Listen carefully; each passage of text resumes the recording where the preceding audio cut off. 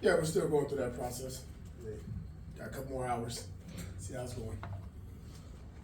Any updates on Josh Jacobs or Colton? No, these guys coming in at 9. I would assume Colton's not gonna be able to. Obviously, you said you haven't made a decision on Aiden, but I want to talk about play calling. Have you, do you expect there to be some differences in how that goes about? Well, I just like for us to stick to the script. You know, we got a plan. We got to stay with it. Can't get frustrated. You got to be patient. That goes for all of us. But you know, there's times where there's rough moments. We all see them. You just got to fight through them and stay on track. That's the biggest thing I've talked to the coordinators about, the coaches, the players, and myself. Just here's the plan. Stick with it, regardless of how it looks, and then we'll make the adjustments accordingly. You talked about the team staying together. Since you've had a chance to talk to them a couple times this week, how have you felt their attitudes have been towards, especially after the loss on Sunday, moving forward now? It's a really odd situation, to be honest. I mean, we lost 3 games, right? But the locker room, the building doesn't feel that way. Purpose is still there. The energy is still there. The concentration, the 1-2 is still there. The guys are believing. We had 2 good walkthroughs. Best we can do with that.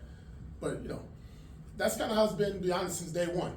Results haven't been there like we want. We're going to keep fighting for that. And, this week, got to finish. Got to finish in the fourth quarter. Our 3 losses, talked about the other day, been right there. We got to finish in the fourth quarter. Monday, you talked about collecting game film on Easton Stick to take a look at him. Now that you have looked at him, what are you seeing from him that maybe he's a little bit different from Justin Herbert? He is a savvy player. I think at the end of the day, whenever you get a guy who hasn't played a lot in the NFL, you don't know what to expect in that first game. But with a short week, I don't think he's going to have the whole playbook. Talked about that already. But he has a strong arm, has some athleticism. You got to be smart. You saw right away they was able to take shots from down the field, so they're comfortable with him throwing the ball down the field. And they got good receivers. They got a good core group of guys around them. I'm sure they're not going to make it extremely difficult. Get the ball out of his hand and allow the running game to take course. You have a couple guys who have been around him quite a bit. I know Jerry Tiller was a rookie with him. DeAndre, I think, was with him for a little bit. So do you pick their brains a little bit, find out what they know? Yeah, we do. And we did that. And, at the end of the day, when you got a top 10 quarterback, there's not really much to talk about with the backup. I know a lot inevitably comes down to Josh's status, but going down the stretch of the season here, would you like to see Zamir White get some more opportunities in the running back? Yeah, but at the end of the day, if Josh Jacobs is ready to go, it's a Josh Jacobs show. Let's not get fooled by that one. But you'd definitely like to see Zamir get in there. If there's an opportunity this week or going forward, any chance we can to see some of these younger players play, that's a benefit for us in our future. Tony, you mentioned that you still have a couple hours to think about the quarterback. What's that going to come down to? A gut feeling, or how would you say the principal decision making is going to come down? Yeah, I never said Aiden wasn't a starter. But let's say that first and foremost. You're asking me a question. I kind of just answered we're still evaluating. If there's a chance to get better, a chance to improve, a chance to put us in a position to win, and we got to look at all the factors that go into that. Just making decisions based off media, a loss, a bad, ugly performance. That's not how you do things in the National Football League. That's not how you run business. Maybe other people do. AP doesn't, and the Raiders are not going to do that. We're going to do whatever it takes to put ourselves in position to win. And after today, we'll have a better answer to that this evening. Coach, when you look at Marcus Epps, another LA area guy like yourself, what's been your relationship like with him, and how would you evaluate him as a leader? It's interesting. So I was at Long Beach Poly as a head coach when he was in high school, so familiar with Marcus. My son was at Boise State, played against Marcus when he was at Wyoming, so I followed Marcus, and then obviously saw him when he was with the Eagles. Good relationship there. We had a lot of side conversations before this even took place. A guy who's really came in and brought that mature and winner leadership mentality into our room, into our defense, and really our whole locker room. You appreciate the maturity that he has, the professionalism that he has, and how he approaches each and every day. Antonio, obviously, it's all about wins and losses, but you look at your defense, and you guys are now the 9th-ranked defense in the NFL in points given up per game.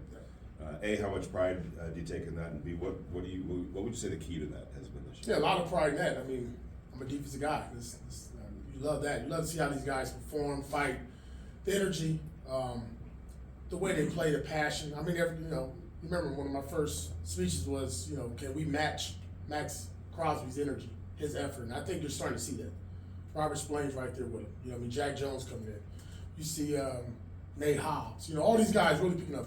Tyree Wilson the last couple of weeks really picking it up. Malcolm Kuntz. I mean, I can go on and on. Team defense, though, right? So Patrick Graham's did a great job of dialing it up. I mean, you've seen different looks by us.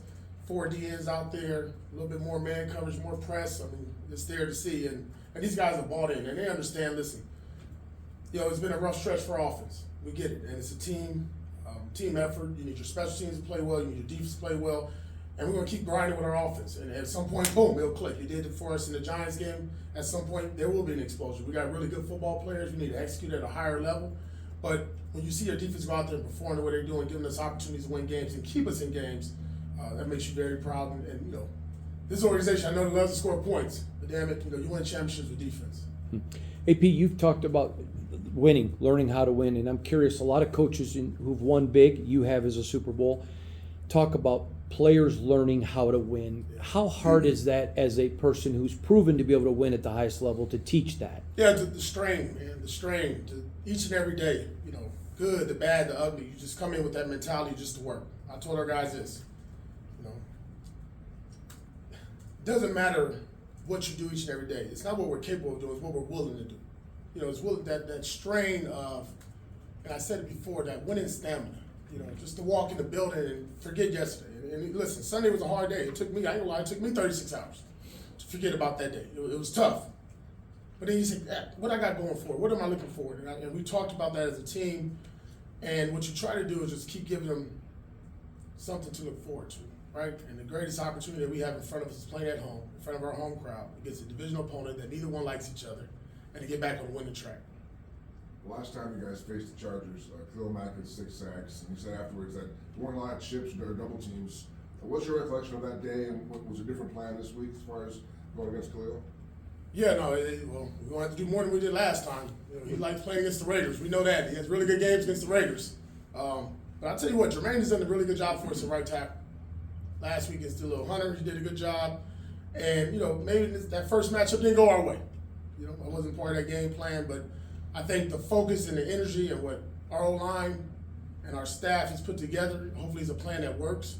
Obviously, we can't hold on to the ball. There's got to be an internal clock in our quarterback's head to get rid of the football as well when you got an elite pass rusher to our right. But it's going to be a team effort. But Jermaine is really up for the task. He's excited about it. I mean, the way he's worked just in a walkthrough mode is a guy that's ready to go. I'm excited to watch. I tell you, when it comes to Tyree, it seemed like he was lining up all over the place. There's a couple times he was standing up over the center. How much does that unlock his potential when he's able to go in different spots and not just stick on one end? Yeah, I mean, I wasn't part of that process when we drafted him, but when he got here, the first thing I saw was Justin Tuck, a guy that I played with.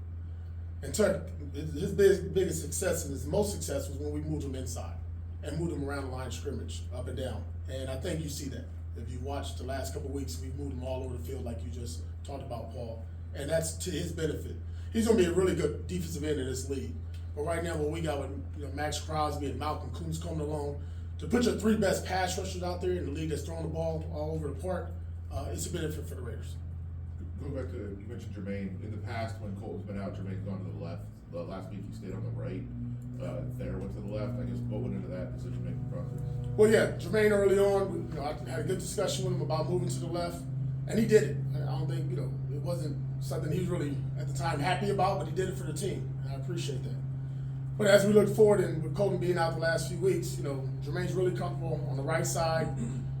You had Daniil Hunter last week, got Khalil Mack this week on that right. And he's been playing the most consistent football since I've taken over, in my opinion. And he's physical, he plays nasty, he's a big body, he's looking forward to the challenge. And then you got Thayer on the other side. Thayer played left tackle at Ohio State. And I thought he did a really good job. Obviously, he's a guy that, is a road runner. A road blocker, as far as his style of play. The biggest thing, though, is about continuity. You don't want to just keep shuffling guys right and left. It's not easy to go from right tackle to left tackle in the National Football League, and we're fortunate Jermaine can do that. Along those lines, Andre got banged up last week. Where is he, and then how comfortable you guys with Dylan at center? Yeah, well, I mean, these guys coming in 9 o'clock. We'll figure out a little bit more about Andre. I mean, he's a tough guy. He wanted to come back in the game even late in the fourth quarter. But I thought Dylan did a really good job of stepping in. Probably one miscue with the snap late in the game. But other than that, I thought he did a really good job of, last second kind of going in and ready to play. You guys good? There you go. That's good. Yes. All right. Thank you, Antonio. That's all we need to know.